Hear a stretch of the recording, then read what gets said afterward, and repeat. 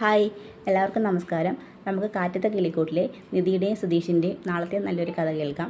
അങ്ങനെ നിധിയെ ഒന്ന് ഇമ്പ്രസ് ചെയ്യിക്കാനും ജോലിക്ക് സെൽഫായിട്ട് പോയിട്ട് വരാനും ഒക്കെ വേണ്ടി നിധിക്ക് ഒരു സ്കൂട്ടർ മേടിച്ച് കൊടുക്കാനായിട്ട് സുധീഷ് തീരുമാനിക്കുന്നു. അങ്ങനെ ഹരീഷിനെയും കൂട്ടിക്കൊണ്ട് വർക്ക്ഷോപ്പിലോട്ട് ചെല്ലുകയാണ്. ഹരീഷിന് പരിചയത്തിലുള്ള ഒരു സ്കൂട്ടി വിൽപ്പനയ്ക്ക് വെച്ചിട്ടുണ്ടായിരുന്നു. അങ്ങനെ ആ ചേട്ടന് സ്കൂട്ടിയും കൊണ്ട് അവിടെ വരുന്നുണ്ട്. അങ്ങനെ 25,000 രൂപ പറഞ്ഞുറപ്പിച്ച് സ്കൂട്ടിയും മേടിച്ചുകൊണ്ട് നേരെ കിളികൂട്ടിലോട്ട് വരികയാണ് നിധിക്കൊരു സർപ്രൈസ് കൊടുക്കാൻ.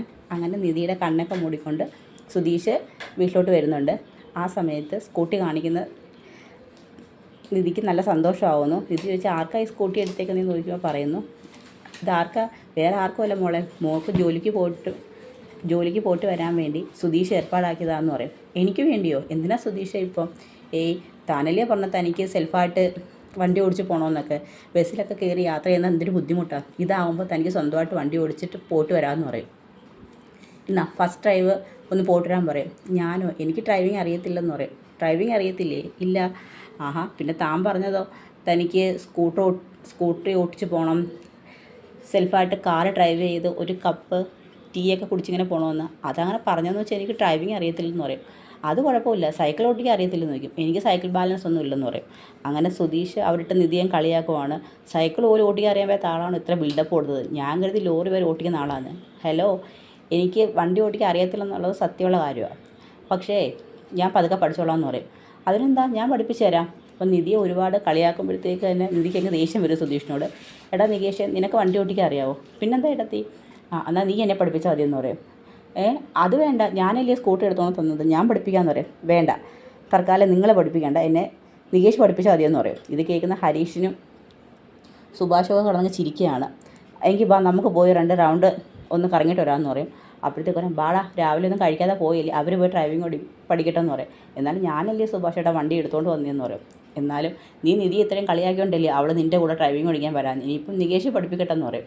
ആര് പഠിച്ചാൽ എന്താ സുധീഷ് ചേട്ടാ, ഇടത്തി പഠിച്ചാൽ പോരെന്ന് ചോദിക്കും. ഇതൊക്കെ കാണുമ്പോൾ അങ്ങ് നമ്മുടെ ഭാസ്കരൻ സുധീഷിനെ ഇട്ട് കളിയാക്കി അങ്ങ് ചിരിക്കുകയാണ്. അങ്ങനെ നികേഷും നിധിയും കൂടി ഒരു ഗ്രൗണ്ടിൽ ചെല്ലും. ആ ഗ്രൗണ്ടിൽ കൊണ്ട് ചെന്നിട്ട് സ്കൂട്ടർ കൊണ്ട് വെക്കുവാണ്. ഇടത്തി ഇതാണ് സ്കൂട്ടി, ഇതിനകത്ത് ഇനി എങ്ങനെ കയറിയിരിക്കുന്നതൊക്കെ ഞാൻ കാണിച്ചു തരാമെന്ന് പറയും. എങ്കിൽ ഏട്ടത്തി വണ്ടിക്കകത്ത് കയറി ഇരിക്കാനോ? അയ്യോ, എനിക്കറിയത്തില്ലടാ വണ്ടിക്കകത്ത് കയറിയൊന്ന് ഓട്ടിക്കാനൊന്നും. ഏട്ടത്തി കയറിയിരി, നീയും കയറി ഇരിക്കാൻ പറയും. ഞാൻ ഏട്ടത്തി ഇരുത്തിക്കൊണ്ടല്ലേ ഇങ്ങോട്ട് വന്നത്, അപ്പം ഞാൻ വെറുതെ വന്നേലേ, ഇപ്പം സ്കൂട്ടർ ഓട്ടിക്കുന്ന രീതിയിലൊന്ന് കാണിച്ചു തരാൻ പറയും. അങ്ങനെ നിധിയും കയറ്റി ഇരുത്തിക്കൊണ്ട് സ്കൂട്ടർ ഓട്ടിക്കുന്നതൊക്കെ കാണിച്ചു കൊടുക്കുകയാണ്. ഒരു റൗണ്ടൊക്കെ ഇടും. ആ സമയത്ത് നിധിയും പതുക്കെ കയറി ഇരുന്നിട്ട് ഇങ്ങനെ സ്റ്റാർട്ട് ചെയ്തിട്ട് ഇങ്ങനെ എയറിൽ കാലൊക്കെ ഇട്ട് ഇങ്ങനെ പതുക്കെ തുഴഞ്ഞ് ഓട്ടിക്കുകയാണ്. 1-2 തവണ ഇങ്ങനെ പതുക്കെ ഇങ്ങനെ ഓട്ടിച്ച് വരും. അങ്ങനെ പതുക്കെ ഇങ്ങനെ ഓട്ടിക്കുന്നുണ്ട്. ആ സമയത്ത് സുധീഷിന് ഒരു സമാധാനവും ഇല്ല. സുധീഷ് അവിടെ ഇരിക്കുകയാണ്. വണ്ടി എടുത്തു കൊടുത്താൽ ഞാൻ, എന്നിട്ട് അവിടെ ഒന്ന് ഇമ്പ്രസ് ചെയ്യിക്കാനാണ് കരുതിയാണ് വണ്ടി എടുത്തു കൊടുത്തത്. ഇതിപ്പോൾ അത് നടക്കുന്നില്ലോ എന്ന് വരും. സുധീഷിന് അവിടെ ഇരിക്കാൻ പറ്റാതായി. സുധീഷ് നേരെ ഗ്രൗണ്ടിലോട്ട് വരും. നിധിയെ ഡ്രൈവിംഗ് പഠിപ്പിക്കുന്ന ഗ്രൗണ്ടിലോട്ട് വരികയാണ്. ആ സമയത്ത് നോക്കുമ്പോൾ നികേഷ് പതിയെ നിധിയെ പഠിപ്പിക്കുന്നുണ്ട്. നിധി പതുക്കെ ഇങ്ങനെ ചെറുതായിട്ടൊക്കെ ആക്സിലേറ്ററൊക്കെ മൂവ് ചെയ്യിപ്പിച്ച് ഇങ്ങനെ ഡ്രൈവ് ചെയ്തുകൊണ്ടിരിക്കുകയാണ്. അത് കാണുന്ന സുധീഷ്, എന്താടാ ഈ കാണുന്നത്, ഇങ്ങനെയാണോ ഡ്രൈവിംഗ് പഠിപ്പിക്കുന്നത്? ഇങ്ങനെ പഠിച്ചു കഴിഞ്ഞാൽ 1 വർഷമായാലും പഠിക്കത്തില്ലെന്ന് പറയും. അതൊക്കെ ഞങ്ങൾ പഠിച്ചോളാം എന്ന് പറയും. ഇത് ശരിയാവത്തില്ല, നീ അങ്ങോട്ട് മാറി. നിന്നെയൊക്കെ ആരാ ഡ്രൈവിംഗ് പഠിപ്പിച്ചത്? അത് സുധീഷ് ചേട്ടൻ. അപ്പം ഞാൻ തന്നെയല്ലേ ഇപ്പം പുതിയൊരാളെയും ഡ്രൈവിംഗ് പഠിപ്പിക്കേണ്ടത്? അതിപ്പോൾ ഏട്ടത്തേക്ക് ഞാൻ പഠിപ്പിച്ചാൽ മതിയെന്ന് പറഞ്ഞുകൊണ്ടല്ലേ. എന്നാലും ഞാൻ പഠിപ്പിച്ചാലേ ശരിയാവത്തുള്ളൂ എന്നോട് സുധീഷ്, നീ അങ്ങോട്ട് മാറാമെന്നുണ്ട്. സുധീഷ് സ്കൂട്ടറിൻ്റെ പുറകെ കയറി ഇരുന്നിട്ട് പതുക്കെ നിധിയുടെ കയ്യിലൊക്കെ ഇങ്ങനെ പിടിച്ചുകൊണ്ട് ആക്സിലേറ്ററൊക്കെ ഒന്ന് മൂവ് ചെയ്യിപ്പിച്ച് കൊടുക്കുകയാണ്. അങ്ങനെ പതുക്കെ നിധി ഓട്ടിക്കുന്നുണ്ട്. എങ്കിൽ ശരി, ഇനി തന്നെ വണ്ടി എടുത്തിയെന്ന് പറയും. അത് കുറച്ച് ആക്സിലേറ്റർ മൂവ് ചെയ്ത് കൊടുക്കുക, എങ്കിലേ വണ്ടി മുമ്പോട്ട് നീങ്ങത്തുള്ളൂ എന്ന് പറയും. അയ്യോ, എനിക്ക് പേടിയാണ്. അതൊന്നും കുഴപ്പമില്ല, പതുക്കെ ഒന്ന് മൂവ് ചെയ്യിപ്പിക്കാൻ പറയും. അങ്ങനെ നിധിയെ കൊണ്ട് കുറച്ച് സ്പീഡിൽ ആക്സിലേറ്റർ ഇങ്ങനെ മൂപ്പിക്കുന്നുണ്ട്. നിധി പെട്ടെന്ന് വണ്ടി എടുക്കുമ്പോഴത്തേക്ക് വണ്ടിയെ നിധിയായിട്ട് മറിഞ്ഞങ്ങ് വീഴുകയാണ്. നിധിയുടെ കയ്യിലെ കുറച്ച് തൊലിയൊക്കെ ഇളകിപ്പോവും. നിധി കിടന്നങ്ങ് നിലവിളിക്കാൻ തുടങ്ങും. അങ്ങനെ സുധീഷും നികേഷും എല്ലാം ഓടി വരും. എന്താ സുധീഷ് ഏട്ടായി കാണിച്ചത്?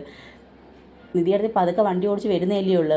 ആ സമയത്ത് ആക്സിലേറ്ററൊക്കെ മൂപ്പിച്ച് കൊടുക്കാൻ പറഞ്ഞു കഴിഞ്ഞാൽ, എടാ അതിനിപ്പോൾ ഞാനൊന്നും പറഞ്ഞില്ലല്ലോ, നിധി ശ്രദ്ധിക്കാതെ ഓടിച്ചോണ്ടില്ലേ വീണേന്ന് പറയും. വേണ്ട, എനിക്ക് സുധീഷ് എന്നെ പഠിപ്പിക്കേണ്ട, എന്നെ നികേഷ് പഠിപ്പിച്ചാൽ മതി, മതി, നമുക്ക് വീട്ടിൽ പോകാമെന്ന് പറയും.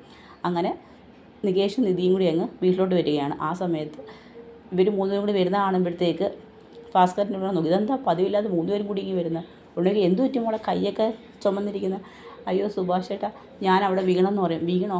ആ ഈ സുധീഷ് എന്നെ നികേഷ് നല്ലോണം ഡ്രൈവിംഗ് പഠിപ്പിച്ചുകൊണ്ടിരുന്നതാണ്. ഈ സുധീഷ് വന്നിട്ട് ആക്സിലേറ്റർ മൂപ്പിക്കാൻ പറഞ്ഞു. ആ ശരിയാ, ഈ സുധീഷ് ചേട്ടൻ വന്നിട്ട് എത്രയും പ്രശ്നമായത്. നിധിയേട്ടത്തി നല്ലോണം വണ്ടി ഓടിക്കുമായിരുന്നു. സുധീഷ് ചേട്ടൻ വന്നിട്ട് പറഞ്ഞ് ആക്സിലേറ്റർ മൂപ്പിച്ച് കൊടുക്കാൻ പറഞ്ഞു. ഏട്ടത്തി വണ്ടി എടുത്ത് വണ്ടിയായിട്ട് വീണെന്ന് പറയും. നിനക്കെതിരെ വല്ല കാര്യം ഉണ്ടായിരുന്നോ? നികേഷ് നിധിയെ പഠിപ്പിക്കാമെന്ന് പറഞ്ഞിട്ട് ഇവിടുന്ന് കൊണ്ടുപോയത്. പിന്നെ നീ എന്തിനാ അതിൻ്റെ കൂടെ ഓടിച്ചെന്നേന്ന് പറയും. അത് ഏട്ടാ ഞാൻ ഒന്ന് സഹായിക്കാമെന്ന് കരുതി പോയില്ലേ. വേണ്ട, ഇനി നിൻ്റെ സഹായമൊന്നും ആവശ്യമില്ല, അവർ പഠിച്ചോളും. നീ വെറുതെ അതിൻ്റെ ഇടയ്ക്ക് ചെന്നിട്ട് ഓരോ പ്രശ്നം ഉണ്ടാക്കല്ലേ സുധീഷ് എന്ന് പറയും. അങ്ങനെ സുഭാഷ് ചേട്ടനകത്ത് പോയി കുറച്ച് മരുന്നൊക്കെ എടുത്തു കൊടുത്ത് നമ്മളെ ഒന്ന് കയ്യിലൊക്കെ പുരട്ടി കൊടുക്കും. ഓ എന്തൊരു കെയറിങ്ങാ എന്നൊക്കെ പറയും. അങ്ങനെ മരുന്ന് എങ്കിൽ മോള് പോയി റെസ്റ്റ് എടുക്കും, ഇനി അതിന് ശേഷം പഠിച്ചാൽ മതിയെന്ന് പറയും. ആ സമയത്ത് നമ്മുടെ ഭാസ്കരൻ പറയും, നിനക്ക് വല്ല കാര്യം ഉണ്ടായിരുന്നോടാ? അപ്പോൾ അതൊക്കെ നികേഷ് അവളെ പഠിപ്പിക്കത്തില്ല, നീ അങ്ങോട്ട് പോയി വല്ല കാര്യമുണ്ടോ വെറുതെ വേണ്ടാത്ത പ്രശ്നത്തിലൊക്കെ ഇടപെടാനെന്ന് പറയും. എനിക്കെൻ്റെ ദേഷ്യം കയറി ഇരിക്കുമെന്ന് പറയും. ആ സമയത്താണ് പിന്നെ കുറച്ച് കഴിയുമ്പോഴത്തേക്ക് പറയും, എങ്കിൽ നികേഷ് നമുക്ക് ഇനി ഗ്രൗണ്ടിൽ പോകണ്ട, നമുക്ക് വീട്ടിന് മുറ്റത്തൊക്കെ ഇട്ട് പഠിക്കാമെന്ന് പറയും. അത് ശരിയാണ്, എങ്കിൽ കാര്യം നമുക്ക് ഇവിടെ പഠിക്കാമെന്ന് പറയും. ആ സമയത്താണ് നമ്മുടെ ഹരീഷും അങ്ങോട്ട് വരുന്നത്. ആ സമയത്ത് പറയും, ആഹാ ഏട്ടത്തേക്ക് നല്ല ഇമ്പ്രൂവ്മെൻ്റ് ഉണ്ടല്ലോ, ആ പതിയെ പതിയെ പഠിക്കാമെന്ന് പറയും. ആ അത് കുഴപ്പമില്ല, പതിയെ ഓടിച്ച് പഠിച്ചാൽ മതി എടുത്തി, ആദ്യമായിട്ടായിട്ട് വലിയ സ്പീഡൊന്നും കൊടുക്കരുത്, പതുക്കെ പതുക്കെ ഓടിച്ചൊരു നമുക്കൊരു ബാലൻസ് ആയതിനു ശേഷം മാത്രം ആക്സിലേറ്റർ മൂപ്പിച്ചാൽ മതിയെന്ന് പറയും. അങ്ങനെ ഹരീഷും നികേഷും കൂടി ചേർന്ന് പതുക്കെ നിധിയെ സഹായിച്ചിങ്ങനെ വണ്ടി ഓടിച്ച് പഠിപ്പിക്കുകയാണ്. ഇതൊക്കെ കാണുമ്പോൾ സുധീഷ് എങ്കിൽ ഞാനും കൂടി വരാമെന്ന് പറയും. വേണ്ട, നിങ്ങളിപ്പോൾ ഒന്നും ചെയ്യേണ്ട, ഞങ്ങൾ പതുക്കെ പഠിച്ചോളാം എന്ന് പറയും.